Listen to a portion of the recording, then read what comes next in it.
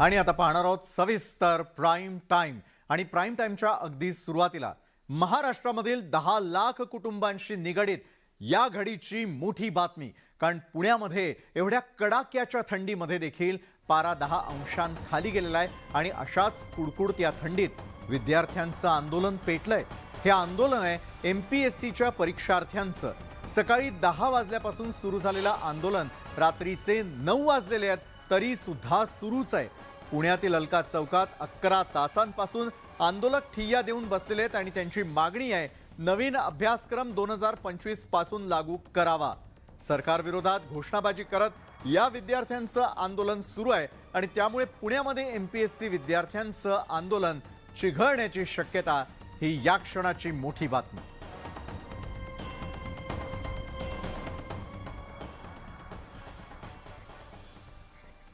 आणि याच कुडकुडत्या थंडीमध्ये ज्या ठिकाणी हे विद्यार्थी आंदोलन करतायत त्या ठिकाणी उपस्थित आहेत आपले प्रतिनिधी वैभव सोनवणे। थेट पुण्याहून आपल्यासोबत जोडले गेलेले आहेत। वैभव, खरं तर कुडकुडती थंडी आहे, दुसरीकडे अनेक प्रकारच्या मागण्या आहेत आणि या मागण्यांवरून राजकीय वातावरण जे आहे ते आणखी आज गरम होण्याची शक्यता आहे। यावेळेला आंदोलक विद्यार्थी गेल्या 11 तासांपासून आपल्या मागण्यांवरती काय ठाम आहेत, काय या विद्यार्थ्यांचं म्हणणं आहे, अवघा महाराष्ट्र पाहतोय।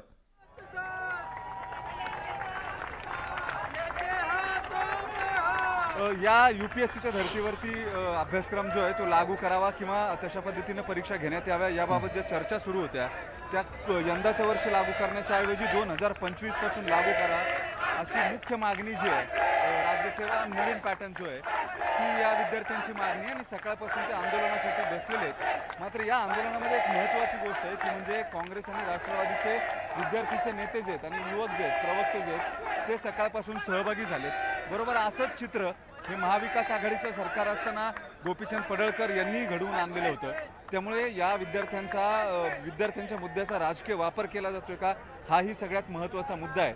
देवेंद्र फडणवीसही दुपारी त्याच्या संदर्भामध्ये बोलले की हा अभ्यासक्रम कधी ना कधीतरी लागू करावाच लागणार आहे। त्याच्यामुळे या अशा पद्धतीनं चर्चा केली जाऊ शकते। मात्र अशा राजकीय जर या सगळ्याचा मुद्दा तयार करण्यात येत असेल तर तो कितपत योग्य आहे असा प्रश्न त्यांनी विचारला। अतुल लोंढे आपल्या सोबत आहेत, त्यांनाही हा प्रश्न विचारू आपण। अतुलजी, सकाळपासून तुम्ही या आंदोलनामध्ये तुमचं सरकार ज्यावेळेस होतं त्यावेळेस गोपीचंद पडळकर असेच रस्त्यावरती इथंच पलीकडे नवी पेठेमध्ये झोपलेले होते आणि त्यांनी 3-4 तास विद्यार्थ्यांबरोबर आंदोलन केलेलं होतं। या एमपीएससी करणाऱ्या विद्यार्थ्यांचे मुद्दे घेऊन राजकारण केलं जात आहे का हा सगळ्यात महत्त्वाचा प्रश्न आहे। पॉलिटिसाइज केला जात आहे का हे, कारण हा मुद्दा तुमचं आंदोलन ॲड्रेस होणं इथपर्यंतच मर्यादित होता की प्रशासनाला वेठीला धरण्यापर्यंत साधारण 11 तास झालेत हे विद्यार्थी बसलेले। तुमची भूमिका काय? असं आहे की विद्यार्थ्यांनी या सरकारवरचा विश्वास, या सरकारने विद्यार्थ्यांवरचा विश्वास गमावलेला आहे, हा मूळ मुद्दा आहे। तुम्हाला जर राजकीय वाटत असेल तर इथे कोण राजकीय आहे? मी स्वतः राजकीय, रवी वरपे राजकीय आहेत आणि विश्वास गमावायला हेच विद्यार्थी तुमचं सरकार असताना सुद्धा बसलेले होते 4 तास। ऐकून घ्या, आमचं सरकार असताना बसले होते तेव्हा जेव्हा परीक्षा होती कोविडची तेव्हा मुख्यमंत्री संध्याकाळपर्यंत आले, त्यांचा प्रश्न सोडवला होता, संध्याकाळच्या नंतर पोरं बसलेले नव्हते। हे पण तुम्ही लक्षात घ्या। आता मुद्दा असा आहे की या विद्यार्थ्यांनी सिलेबस पण मान्य केलेला आहे। आम्ही जर हा आंदोलन राजकीय करायचं असतं तर पहिले मुख्यमंत्र्यांची भेट कशाला घेतली असती, निलमताईच्या दालनामध्ये पहिले मीटिंग कशाला लावली असती एमपीएस सोबत? जर राजकीय जर करायचं असतं तर मग वेगळा मुद्दा होता ना, पहिले आंदोलन केलं असतं, पहिले भडकवलं असतं, मग बोललो असतो। आजही जेव्हा चर्चा केली त्याच्यानंतर DCM काय म्हणतात तर DCM हे म्हणतात की आम्ही हे पोरं आज 25 म्हणतात, उद्या 27 म्हणतील। तो पण ठराव इथे पारित करून घेतला की तुम्ही आज 25 डिक्लेअर करा, आम्ही विषय संपला। ही मुलं 2025 नंतर असतीलच कशावरून? तेव्हा नवीन ॲस्पिरंट असतील, त्यांनी भूमिका घेतली की नाही घ्यायची परीक्षा। असं असतं की सिलेबस लागू होतानाचा प्रश्न आहे। सिलेबस 25ला लागू झाला की विषय संपतो, म्हणजे प्रत्येकाला मेसेज जातो आणि प्रत्येकाला 25 पासून या सिलेबसचा आपला अभ्यास करायचा आहे हा विषय होतो।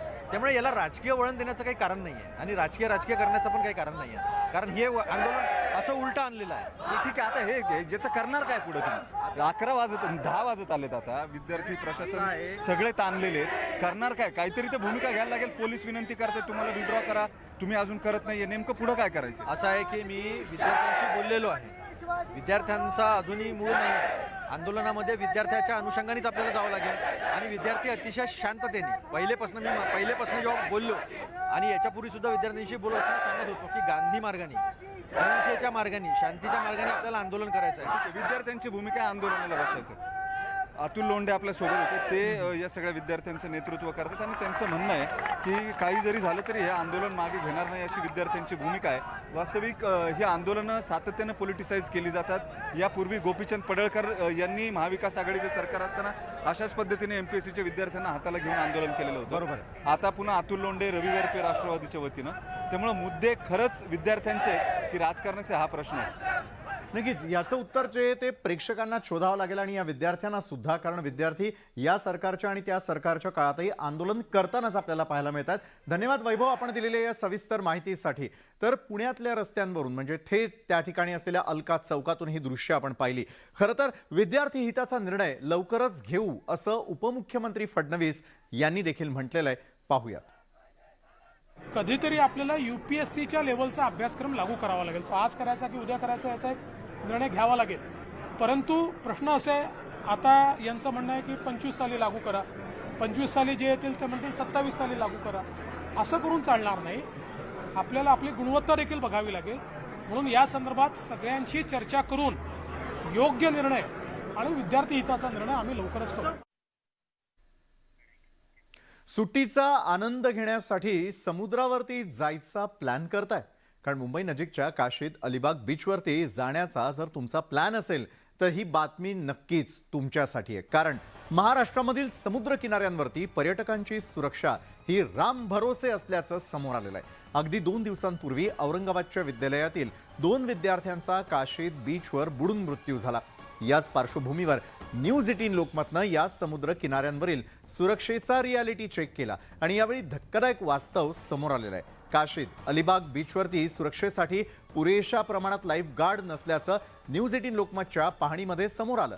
तसंच या ठिकाणी दुर्घटना घडल्यास इथे ना रुग्णवाहिकेची सुविधा आहे, ना प्रथमोपचारासाठी कुठल्याही उपाययोजना. त्यामुळे पर्यटकांची सुरक्षा वाऱ्यावर असल्याचं या निमित्तानं समोर येत आहे.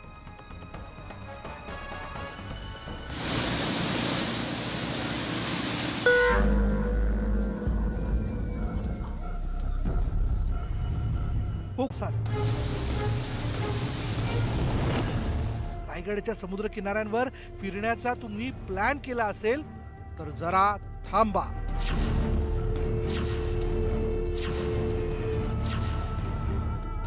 कारण तुमच्या सुरक्षेची काळजी तुम्हालाच घ्यावी लागेल. जर तुमच्या सोबत लहान मुलं असतील तर आणखीनच सावधगिरी तुम्हाला बाळगावी लागेल. आम्ही असं का म्हणतोय तुम्हीच ऐका. 2 किलोमीटरचा हा समुद्र किनारा केवळ 5 लाईफगार्ड हे कव्हर करण्याचा प्रयत्न करतायत. त्यांना हे संपूर्ण कव्हर कसं करता येईल, त्याचप्रमाणे पर्यटकाला दुखापत झाल्यात प्रथमोपचारची सुविधाही या ठिकाणी उपलब्ध नाही. निसर्गाचं अनोखं रूप समुद्र किनाऱ्यांवर अनुभवायला मिळतं. समुद्राच्या लाटा, लाटांचा तो आवाज, थंड लाटांमध्ये भिजताना, पायात शिंपले टोचताना असा अनुभव घेण्याचा विचार तुम्ही करतच असाल. मात्र आता त्याचबरोबर तुम्हाला धोक्याची चाहूलही ओळखावी लागेल. कारण तुमच्यासाठी चौपाट्यांवर ना रुग्णवाहिका आहे, ना प्रथमोपचारासाठी सुविधा. त्यामुळे पर्यटकांनी समुद्र किनाऱ्यावर कुणाच्या भरोश्यावर यावं असाच प्रश्न सध्या उपस्थित केला जातोय. त्या जागी त्या सर्व सुविधा पाहिजेत. कारण की दूरवरनं पर्यटक फिरण्यासाठी येतात किंवा मजा करण्यासाठी येतात. तर प्रशासनाने या गोष्टी बीचवर किंवा कुठल्या ठिकाणी, स्थानिक ठिकाणी अशा ठेवल्या पाहिजे. दरवर्षी येतो, पण जिथं जे प्रशासन काम करते त्यामध्ये कुठंच त्यांचा अनुभव येत नाही की इथं स्वच्छता आहे, तिथं यांचं जे कर वसूल करतायत तिथं त्यांना कधीच आम्हाला फायदा होत नाही की या प्रेक्षकांचा. आम्ही दाखवलेला रियालिटी चेक तुम्ही बघितलाच. मात्र प्रशासन सत्य परिस्थिती लपवून पर्यटकांची सुरक्षा घेतली जात असल्याचा दावा करतंय. प्रथमोपचारच्या दृष्टिकोनातून अलिबाग समुद्र किनाऱ्याच्या अगदी 500 मीटर अंतराच्या परिसरात आपलं जे जिल्हा सिव्हिल रुग्णालय आहे ते उपलब्ध आहे. त्याचबरोबर आपण जे लाईफगार्ड्सचं जे केबिन आहे त्यामध्ये पण आपण प्रथमोपचार उपलब्ध करून ठेवलेले आहेत, जेणेकरून अशी कॅज्युअलिटी झालीच तर आपल्याला तिथं तात्काळ उपचार देणे शक्य होईल. अतिथी देवो भव असं आपण म्हणतो. मात्र तो इतर देशातला असो, इतर राज्यातला असो किंवा इतर गावातला, तो आपल्यासाठी देवच असतो. त्याची काळजी, त्याची सुरक्षेची जबाबदारी आपल्याला असते. मात्र रायगड प्रशासनाला याचा विसरच पडलेला दिसतो. प्रमोद पाटील, न्यूज 18 लोकमत, रायगड. तर न्यूज 18 लोकमतच्या रियालिटी चेक मध्ये नेमकं काय आढळून आलं पाहूयात.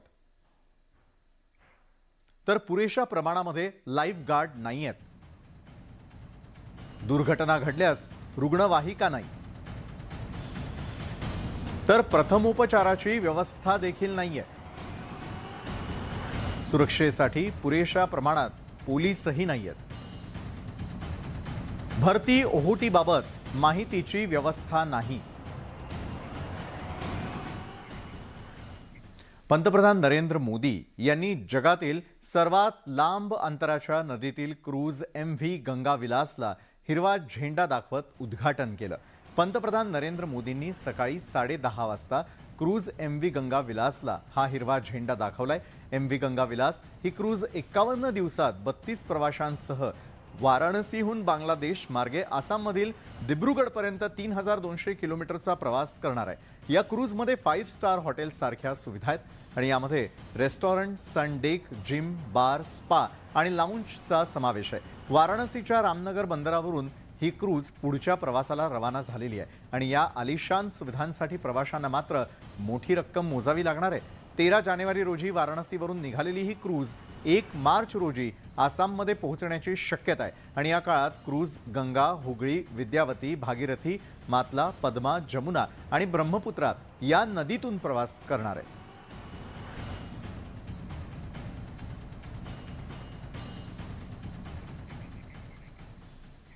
पुण्यामध्ये रॅपिडोला हायकोर्टानं जोरदार दणका दिलेला आहे. हायकोर्टाकडून पुण्यामध्ये बाईक टॅक्सीवरती बंदी घालण्यात आलेली आहे. दरम्यान बाईक टॅक्सीबाबत एक स्वतंत्र समिती राज्य सरकारनं तयार केलेली आहे आणि त्यानुसारच सर्व बाईक टॅक्सी सुरू राहणार असल्याचं हायकोर्टानं देखील सांगितलं. पाहूयात याच संदर्भातला आमचा हा रिपोर्ट. बाईक टॅक्सीला रेड सिग्नल, हायकोर्टाकडून बाईक टॅक्सीवर बंदी, बाईक टॅक्सीसाठी नवीन नियमावली.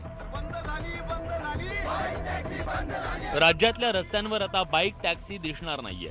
मुंबई हायकोर्टानं बाईक टॅक्सीवर बंदी घातली आहे. बाईक टॅक्सीच्या सर्व्हिसेस विरोधात पुण्यासह राज्यातल्या अनेक शहरांमधील रिक्षा आणि टॅक्सी चालकांचा विरोध होता.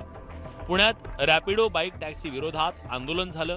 त्यानंतर रॅपिडो कंपनीनं बाईक टॅक्सी संदर्भात हायकोर्टात याचिका दाखल केली. पण हायकोर्टानं रॅपिड टॅक्सीच्या सर्व सेवा परवाना नसल्याचं सांगून बंद केल्या. राज्य सरकारनं बाईक टॅक्सीबाबत एक स्वतंत्र समिती तयार केली आहे. त्यानुसारच ही सर्व बाईक टॅक्सी सुरू राहणार असल्याचं हायकोर्टानं सांगितलं. कोर्टाच्या दणक्यानंतर पुण्यातल्या रिक्षा संघटनांनी एकच जल्लोष केलाय. न्यायालयात जेव्हा निर्णय गेला तेव्हा न्यायालयाने एका फटक्यात या बेकायदा गोष्टींना तडा लावला आणि या बंद केल्या. भारतीय न्यायव्यवस्था अजून मजबूत आहे आणि गोरगरीब कष्टकऱ्यांना किती धनदानक्या कंपन्यांनी पैशांची माज दाखवला तरी त्यांच्यावर ते अन्याय करू शकत नाही. उशीर झाला तरी न्याय हा भारतामध्ये मिळतोच, हे आज पुन्हा एकदा साबित झालंय. राज्यात बाईक टॅक्सीसाठी निश्चित धोरण तयार होण्याची गरज आहे. हायकोर्टाच्या या निर्णयामुळे राज्यातल्या अनेक शहरात सुरू असलेल्या बाईक टॅक्सी बंद झाल्यात.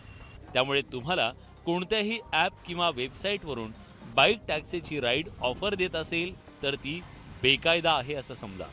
प्रशांत बागसह चंद्रकांत फुंदे, न्यूज 18 लोकमत, पुणे.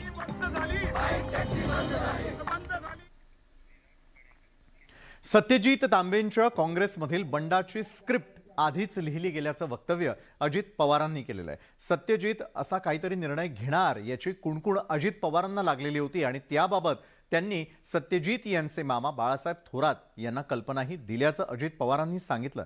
सुधीर तांबेंना उमेदवारी जाहीर केल्यानंतरही सत्यजित तांबे अस्वस्थ होते आणि याबाबतही स्पष्ट माहिती दिल्याचं अजितदादा म्हणालेले आहेत. सत्यजित तांबेंनी कुठेही जावं, मात्र विश्वासार्हता गमावू नये याची काळजी घ्यावी असा सल्लाही अजित पवारांनी दिलाय. काहीतरी कानावर येतंय, तुम्ही काळजी घ्या. तुम्ही बघा, काही वेगळं शिस्तय अशी बातमी आहे. हे मी बाळासाहेब थोरातांना पूर्णपणे आदल्या दिवशी सांगितलेलं होतं. ते म्हणले की तुम्ही काळजी करू नका, आमच्या पक्षाची जबाबदारी आम्ही व्यवस्थितपणे पार पाडू आणि उद्या डॉक्टर तांबेंचाच फॉर्म येईल असं बाळासाहेब मला म्हणालेले. चांगलं मला आठवतं. काँग्रेसच्या प्रदेश कार्यकारिणीमधील युवा नेता सत्यजित तांबे यांनी नाशिकच्या पदवीधर निवडणुकीमध्ये अपक्ष उमेदवारी अर्ज दाखल केलेला आहे आणि यावरून राज्याच्या राजकारणामध्ये देवेंद्र फडणवीस यांच्या राजकीय खेळीची चर्चा होऊ लागलेली आहे. यावर बोलताना फडणवीसांनी नाशिक पदवीधर निवडणुकीत आम्ही कुणाचंही गणित बिघडवलं नसल्याचं म्हटलेलं आहे, तर आम्ही कोणता उमेदवार द्यायचा यावर चर्चा सुरू होती. राजेंद्र विखेंनी उमेदवारी घ्यावी अशी चर्चा होती, पण ऐनवेळी उमेदवारी द्यायचं नाही असं ठरल्याचं फडणवीसांनी सांगितलं.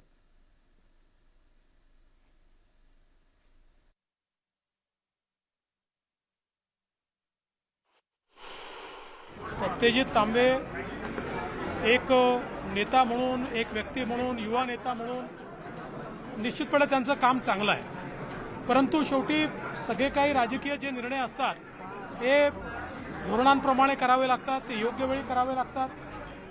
त्यामुळे कालच बावनकुळे साहेबांनी सांगितलं आहे, बावनकुळे साहेब या संदर्भात योग्य निर्णय करतील. अजूनही आम्हाला काही पाठिंबा मागितला नाही आहे.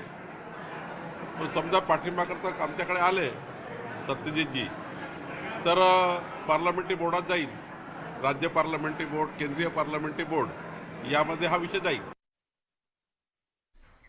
नाशिक पदवीधर मतदारसंघातून काँग्रेसकडून सुधीर तांबे यांना उमेदवारी जाहीर करण्यात आलेली होती. मात्र नाट्यमय घडामोडींनंतर सत्यजित तांबे यांनी अपक्ष उमेदवार म्हणून अर्ज दाखल केला. यानंतर काँग्रेसमधून तीव्र नाराजी व्यक्त होती आहे. सत्यजित तांबेंनी धोका दिलाय, त्यामुळे त्यांना काँग्रेस पाठिंबा देणार नसल्याची स्पष्ट भूमिका नाना पटोलेंनी व्यक्त केलेली आहे. तसंच काल झालेल्या घडामोडींचा अहवाल हायकमांडला देण्यात आलेला असून या संदर्भातला पुढचा निर्णय आता हायकमांड घेईल, असंही यावेळी काँग्रेसचे प्रदेशाध्यक्ष नाना पटोले म्हणाले. दरम्यान या प्रकरणानंतर राज्य काँग्रेसला मोठा धक्का बसलेला असून भाजपचा पाठिंबा घेणं हा काँग्रेसशी दगाफटका आहे असा तीव्र आरोपही पटोलेंनी केलेला आहे. एकूणच विधान परिषदेच्या निवडणुकीत नाशिक पदवीधर मतदारसंघात शेवटच्या क्षणी मोठा ट्विस्ट पाहायला मिळाला. काँग्रेसचे अधिकृत उमेदवार डॉक्टर सुधीर तांबे यांनी उमेदवारी दाखल न करता त्यांचे पुत्र काँग्रेस नेते सत्यजित तांबे यांनी अपक्ष उमेदवारी दाखल केली आहे. तसंच आपण भाजप आणि इतर पक्षांना पाठिंब्यासाठी विनंती करणार असल्याचंही सत्यजित तांबे यांनी सांगितलं.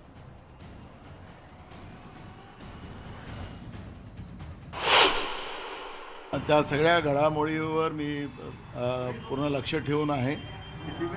आता जवळपास त्या सगळी रिपोर्ट आम्ही हायकमांडला केलेली आहे.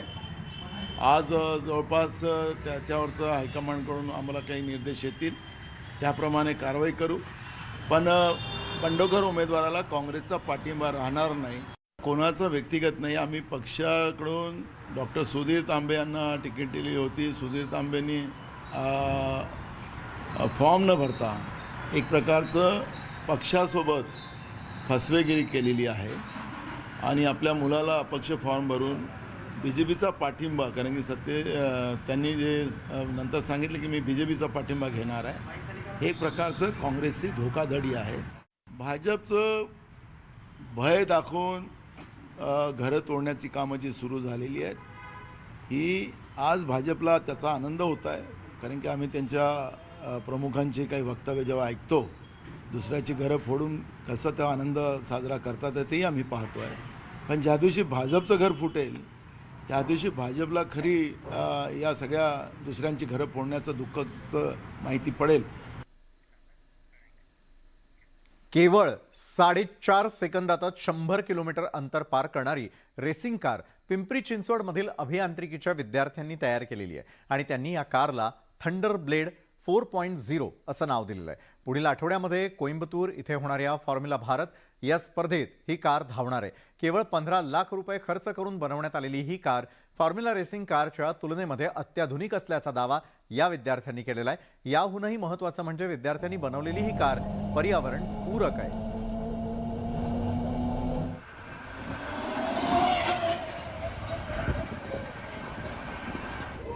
ही गाडी जी बनवली आहे ती कार्बन फायबर चासी आहे आणि ती 28 किलोची आहे.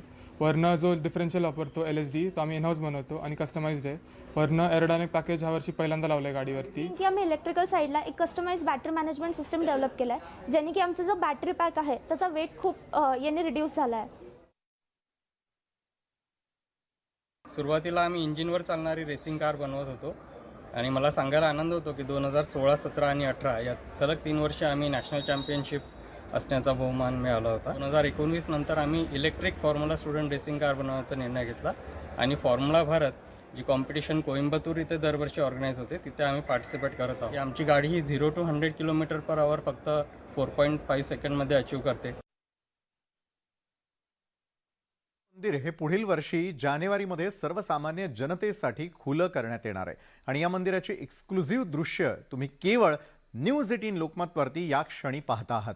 मंदिराचं 50% काम पूर्ण झालं असल्याचा दावा देखील करण्यात आलेला आहे.